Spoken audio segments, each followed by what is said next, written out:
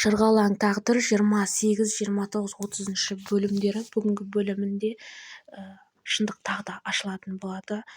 Маджид те Сара досына айтып жатыр. Мен оның даусын естідім, ол қазымның анасы мені өлтірмек болды. Дәл Қара теңіздің түбінде ортасы тастап кеткелі. Бірақ олар ақшасына келіспегеннен кейін ол адам өлтірушілер мені жағаға қарай алып шықты. Бірақ мен ебін тауып қашып кеттім дейді. Осы кезде ненеге қоңырау шалады. Әрине Ахметтің бөлесі әрі Ахметпен төсектес болып жүрген ескі қалыңдығы десек те болады.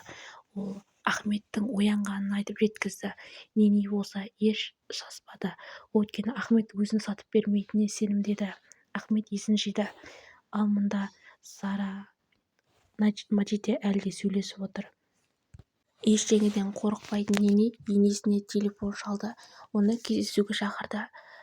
Және ол қонақүйде бақытты өмір сүріп жатыр.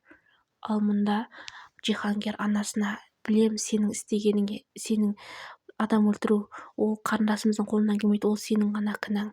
Осыдан кейін екінші кәрі қайталанба, олай жасама дейді. Сөйтсек Джихангер шынымен де Маджиденің анасына өте қашық екен. Маджиденің анасы бұнда қызына тамақ жасап жатыр. Баклажаннан салат па, тамақ па қуырып жатыр. Осы кезде телефонына Джихангерден келеді. Сені сағынып кеттім, тағы кездесейік дейді. Маджиденің анасы болса телефондағы SMS-ті көріп қатты қуанып кетеді. Өйткені ол да Джихангерге қатты ғашық еді. Джихангердің қолынан ұстап бетінен сүйген барлығын көз алдына елестетті және бұрын болған жағдай есіне түсіріп, жүрегі қатты толқып кетті. 18 жастағы қыз секілді жүрегі аттай тулап қуанып кетті. Мейрамханада Қазымның анасы кофе ішіп отыр және ол ненейді көрді. Ненеге қол бұлғап, мен мұндамын дейді. Солай екеуі кездесті. Және анасы, Қазымның анасы асығыс. Ахметім есін жиды, білесің бе, естідің бе, неге қоңырау шалып қал жағдайын сұрамадың деп ненеге айтып жатыр. Нене болса, иә, менде одан да маңызды жаңалық бар. Тосын сый, мен жүктімін, сіз әже боласыз дейді.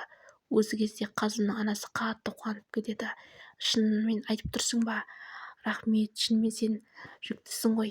Енді менің немерем болады деп қатты қуанды. Қазым болса қатты қайғырып ойланып жатыр.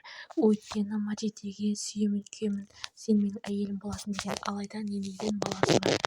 Жалғасы бар.